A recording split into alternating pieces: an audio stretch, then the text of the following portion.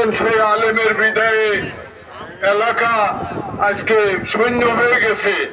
তবে হাজারো আলেম এসে ওনার দোয়ায় শরীক হয়ে ওনার প্রতি শ্রদ্ধা নিবেদন করে নিজেদের দায়িত্ব পালন করেছেন।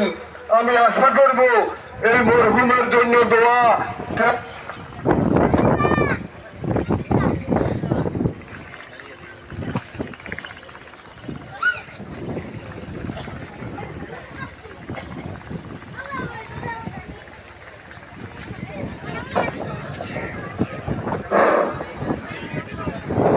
আমরা ওনার জন্য দোয়া করি, ওনার প্রতিষ্ঠানের দিকে খেয়াল রাখবো এবং ওনার মেয়ের জামাই আলহাজ হযরত মাওলানা নজরুল ইসলাম সাহেব আমাদের রহমতে আলম ইসলাম মিশনের প্রধান হিসাবে, ঢাকা প্রধান হিসাবে ওনার সাথে আমরা পরিচিত হয়ে অত্যন্ত আমরা খুশি।